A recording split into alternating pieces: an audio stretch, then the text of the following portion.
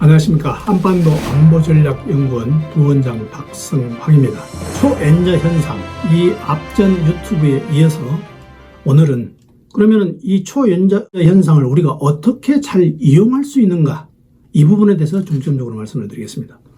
자, 가장 우리가 지금 쉽게 하고 있는 것, 그리고 또 앞으로 할 수 있는 건 일본을 싸게 방문하는 겁니다. 지금 현명하게 한국 분들이 많이 일본을 방문하고 있습니다. 일본을 가장 엔저를 현명하게 사용하고 있는 거죠. 금년 상반기에 한국인이 444만 명, 그러니까 일본 전체 외국인 방문객의 25%. 그러니까 이제 하반기까지 오면은 거의 800만 명이 될 거고, 그러면은 우리 인구의 5분의 1이 일본을 방문한다. 뭐 2번, 3번 가는 사람도 있겠지만, 이거는 굉장히 엔화를 가장 잘 이용하는 방법 중에 하나입니다. 특히 우리가 해외여행 자유화 이후 우리나라 공중 질서가 획기적으로 개선됐죠. 일본에 자꾸 가면 갈수록, 선진국에 자꾸 가면 갈수록 한국의 문화의 질이 높아진다. 왜? 한국에 우리가 스스로 여러 가지 걸 많이 느끼기 때문에, 이런 점에서 우리는 결코 일본 방문이 이렇게 나쁘다고만 볼 수 없는 거죠. 자, 그러면은 일본 경제를 이 시점에서 한번 진단을 해보고 다시 우리가 어떻게 투자를 해야 되는가, 그 부분을 우리가 말을 하는 순서가 됐으면 좋겠습니다. 왜 그러냐면은 우리가 일본을 어디다 투자를 해야 되는가는 일본의 경제를 조금 짚어볼 필요가 있기 때문에 그렇죠. 일본 경제는 1989년에 바블 이후에 35년간 지금까지 초 디플레이션 상태였습니다. 그러니까 물가가 안정은 됐지만 계속 유동성이 없고 모든 경제가 침체되는 이런 거였죠. 그런데 이 디플레이션을 어떻게 탈출하는가가 일본의 지금까지의 모든 정치인들의, 모든 경제인들의 숙명이었습니다. 그러니까 주식 시장이 침체가 됐으니까 그랬죠. 그래서 이 주식 시장을 어떻게 활성화시키느냐, 주식 가격을 니케이 지수를 상승시키느냐, 이게 일본 경제의 초미의 관심사였죠. 그런데 일본 경제가 이 디플레이션을 탈출을 지금 거의 해온 상태입니다. 거기에는 지금 몇 가지 이유가 있습니다. 하나는 지난번에 저격으로 죽은 아베 총리의 아베노믹스죠. 아베노믹스는 전체적으로 뭐냐면은 돈을 풀고 규제를 푼 겁니다. 지금까지 일본 경제가 구조적으로 여러 가지 문제가 있었기 때문에 이런 돈 규제를 풀겠다는 거죠. 그 다음에 이제 두 번째 저물가 탈출 원인이 하나가 코로나 부양책으로 한국도 그랬지만 일본도 막대한 돈을 풀었습니다. 또 하나, 우크라이나 전쟁 이후 에너지 가격과 해외 원자재 가격이 급등을 했습니다. 그래서 일본 기업들이 상품 가격이 상승을 하고 물가가 상승이 되고, 또 일본 또 물가만 상승한 게 아니고 대부분 대기업들이 평균 임금을 상승을 시켰습니다. 그래서 이게 이제 디플레이션을 탈출하게 된 거죠. 초엔저 시대에 가장 중요한 건 일본 방문으로서 우리가 값싼 그리고 질 좋은 여행을 하는 것, 그거 첫 번째고, 두 번째는 우리가 일본의 제조업에 관심을 가질 필요가 있습니다. 지금 중국이 세계의 제조 공장 역할을 했던 시대는 지났다는 게 전 세계적인 평가죠. 그래서 인도로 갈 거냐, 어디로 갈 거냐, 지금 와중에 있습니다. 그런데 인도는 전기, 뭐 여러 가지 인플라가 안 돼서 아직은 지금 그렇다. 그래서 일본이 이 틈새를 노려서 일본이 다시 세계의 공장 역할을 할 수 있지 않겠느냐. 그래서 수출 중심의 제조업 강화를 계속 지금 내걸고 있습니다. 그래서 이제 일본 제조업에 우리가 관심을 가질 필요가 있다. 그런데 이 제조업 중에서도 어떤 부분에 관심을 가져야 될 건가? 일본 기업에 투자할 때 주의점이 있습니다. 경영자가 성실한지를 우선 확인을 해야 되고, 그리고 인내심을 가지고 어느 주식을 계속 장기 보유를 해야 된다. 지금 현재 유망 종목은 환경과 반도체 분야다. 전체적으로 평가가 그렇습니다. 자, 그러면 먼저 반도체 산업에 대해서 이 앞전에 제가 유튜브로 반도체에 대해서 몇 차례 걸쳐서 말씀드렸는데, 요약해보면 이렇습니다.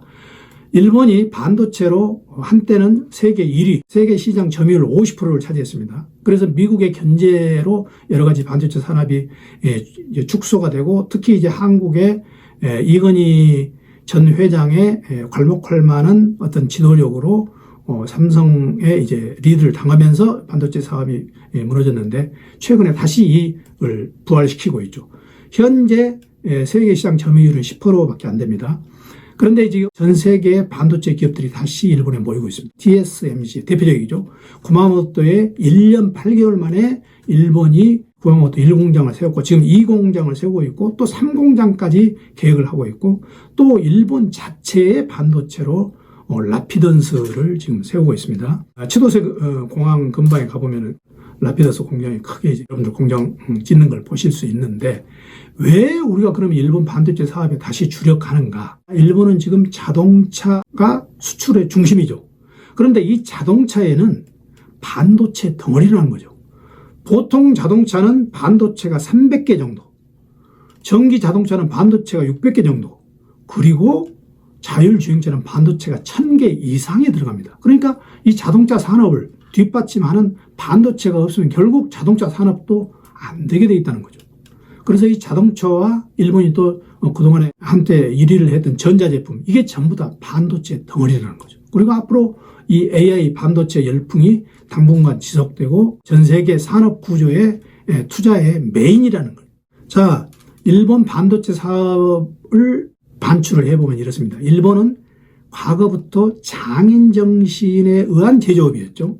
칼을 잘 쓰고 또 칼을 잘 만들기 위한 여러 가지 재련 기술. 그래서 그게 결국 여러 가지 물건을 만드는 기술로 합쳐졌고 장인 정신으로 그게 맞아떨어져 가지고 지금의 자동차 공업이 이루어졌기 때문에 반도체 공업에 일본이 다시 주력을 할 거다. 왜? 지금 자동차 기업 5곳과 부품사 5곳이 일본 고유의 차량용 반도체 개발 여러 가지 연구 조직을 만들고 있습니다. 대표적으로 ASRA, 자동차용 첨단 시스템 원집 기술 연구조, 이런 걸 지금 만들고 있다는 거죠. 자, 또 하나는 환경 분야입니다. 환경 분야에 돈이 몰리고 있다. 이거는 일본 경제를 관심이 있는 분들은 알고 계실 거예요. 앞으로 이제 지구 온난화를 방지하기 위해서 탄소 제로, 이걸 전제로 했을 때 2030년에는 연간 4조 달러 자금이 환경 분야에 몰릴 거다.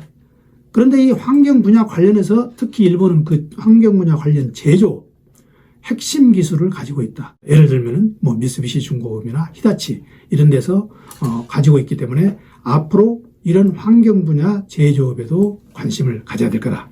또 하나 이제 우리가 처음에 말씀드린 일본 방문, 또 두 번째는 일본 제조업에 관심, 세 번째는 엔테크입니다.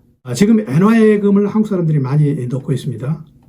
엔화예금이라는 것은 원화 대신 엔화로 국내 은행에 예금하는 거죠. 5월 말 기준으로 해서 국내 거주자 엔화예금이 100억 달러를 넘었습니다. 물론 지금 이자 수익은 없습니다. 금리가 제로 수준이기 때문에 환차익, 앞으로 엔화가 오를 것에 대비한 어떤 부분, 그리고 환차익 이런 부분을 생각한 거죠.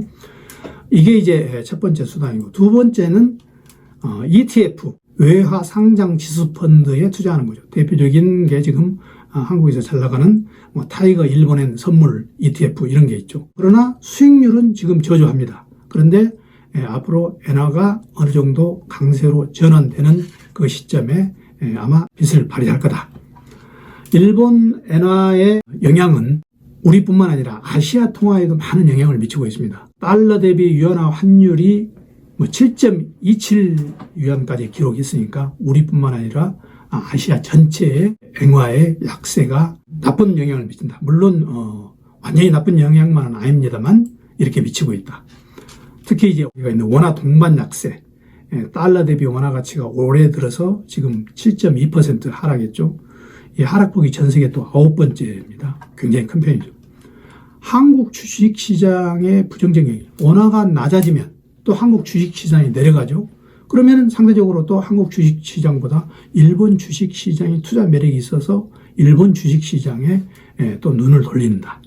지금 국내 투자자들이 적어도 100엔당 1000엔대를 기대를 하고 있습니다. 근데 지금 현재는 100엔당 지금 864원 정도 되는데, 그래서 이 정도를 우리가 기대를 하고 있는데, 이런 초엔저 현상에 눈을 똑바로 뜨고 우리가 세계 경제의 흐름을 타면 어느 정도 현명하게 대처를 해 나갈 수 있다. 그래서 오늘 그 부분에 대해서 말씀드렸습니다.